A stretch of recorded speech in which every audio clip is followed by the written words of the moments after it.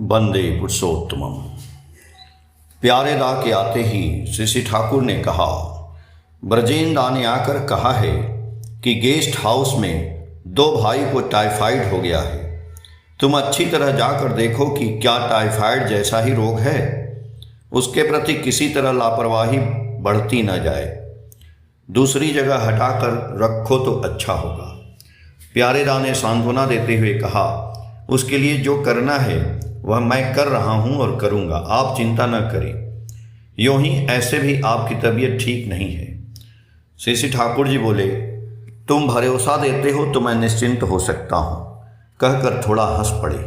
बाद में बोले, जो सेवा शुश्रूषा कर रहे हैं वे भी जिससे सावधानी बरतते हुए चलें। हेम गोविंद दा मुंशी जी आकर खड़े हुए, प्रणाम कर कुछ देर के बाद चले गए। हेम गोविंदा के चले जाने के बाद श्री ठाकुर ने कहा, वह काम काज करने के बाद बीच बीच में मुझे देखने चला आता है। वह अपने भाव में डूबा रहता है, सिर्फ भोजन पर उसकी विशेष नज़र रहती है और किसी चीज़ की वह परवाह नहीं करता। थोड़ा बहुत पागल भी है। जब महात्मा गांधी जी आश्रम देखने आए थे तो वह भीड़ में सबसे आगे बढ़कर बिना कुछ कहे सुने महात्मा जी को जकड़कर पकड़ लिया और उनके दोनों गालों को बारी बारी से चूमा।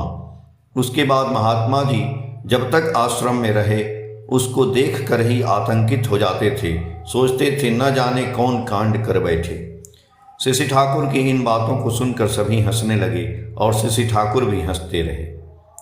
मालदह के एक भाई ने बातचीत के सिलसिले में कहा, आजकल सरकारी ऑफिसर की लापरवाही और कुव्यवस्था के फलस्वरूप आम जनता को कितना कष्ट उठाना पड़ता है, उसकी यत्ता नहीं है। श्री ठाकुर जी बोले, सेवा बुद्धि लेकर तो वे नौकरी नहीं करते हैं, बल्कि पेट भरने के लिए करते हैं। इसलिए जब तक उनकी रोजी रोटी पर आंच नहीं आती तब तक किसी प्रकार भी उनकी चेतना नहीं जगती।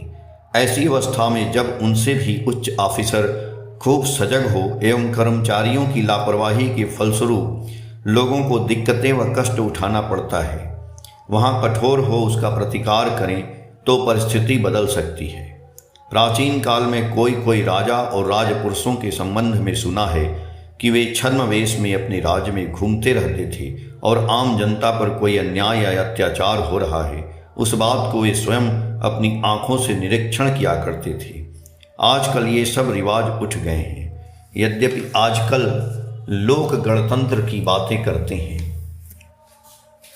फिर भी निःसहाय संबलहीन व्यक्ति अपना व्यक्तिगत अधिकार और मर्यादा कम ही बोध कर सकते हैं। स्वाधीन या पराधीन देश में ऐसे कितने नामी गिरामी व्यक्ति साधारण व्यक्ति विशेष के दुख व्यथा की बातें हमदर्द हो कहाँ सुनते हैं। वे सुनते हैं तभी जब जनमत का दबाव पड़ता है, किंतु जो एक हंगामा मचाकर एक दल नहीं बना सकते हैं उनकी बातों को कोई नहीं सुनता है। कहने का सार यह है कि मनुष्य के रूप में व्यक्ति की मर्यादा आज कहाँ है, आज व्यक्ति का अधिकार कहाँ है। फिर भी हमारे देश में एक साधारण से साधारण व्यक्ति तक सीधा राज दरबार में किसी अनाचार, अन्याय या ऐसी घटना घटने पर यह कैफियत पूछ सकता था, एक व्यक्ति कितनी मूल्यवान वस्तु है, वह कितना श्रद्धेय है, आदरणीय है। ऐसी अनुभूति हमारी दिन ब दिन कुंठित होती जा रही है। अन्यथा जानबूझकर क्या कोई किसी की तकलीफ व दुख का कारण हो सकता था। आज की शिक्षा ही हृदयहीन बुद्धि की कारसाजी है। कहते कहते श्री ठाकुर का चेहरा करुणा व ममता से भर उठा। कुछ क्षणों तक मौन बैठे रहे। तासू की दक्षिण दिशा की खिड़की से गंभीर हो दूर क्षितिज की ओर उदास दृष्टि से देखते रहे। प्यारी दा ने सामने आकर गड़गड़े के नैचे को हाथों में थमा दिया। श्री ठाकुर कुछ अन्य मनस्क हो तंबाकू पीने लगे। बाद में उन्होंने अपने आप सहज भाव से कहा, यदि मनुष्य के लिए मनुष्य से बढ़कर रुपए की कीमत अधिक होती है तो वह मुझे बड़ा इंसल्टिंग अपमानजनक लगता है। मनुष्य ही तो लक्ष्मी है, मनुष्य ही तो रुपया है। रुपया क्या रुपया का सृष्टा है? फिर वह मनुष्य की अवहेलना करता है। साधारणतः नौकरी में यह बड़ा दोष है। मनुष्य उसमें अर्थ स्वार्थी होता है किंतु मानव स्वार्थी नहीं होता। रुपए मिलने से ही सब काम होता है, मनुष्य से क्या काम। मनुष्य की और कद्र ही क्या है।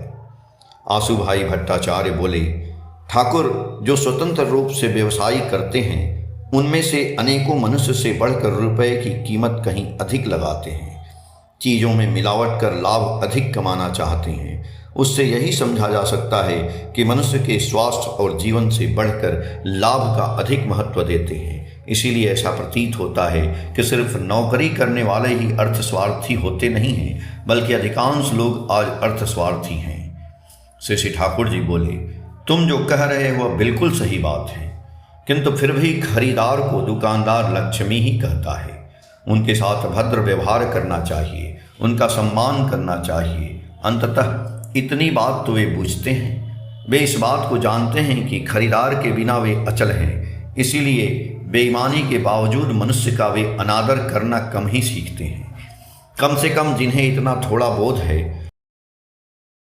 सोचते हैं कि 10 लोग दया करके ही उनके दुकान पर आते हैं, इसीलिए उनका पेट भी भरता है, अन्यथा हांडी छीके पर टंगी रह जाएगी। जो अच्छे व्यापारी होते हैं वे सदा सच्चाई पर निर्भर करने की चेष्टा करते हैं। पर अब तो जमाना ही खराब हो गया है। जहाँ परिवेश के अधिकांश व्यापारी दुर्नीति का आश्रय लेते हैं, वहाँ 2 या 4 व्यापारी यदि सद्भाव से व्यापार करना चाहे तो उसे वैसा मौका नहीं मिल सकता है।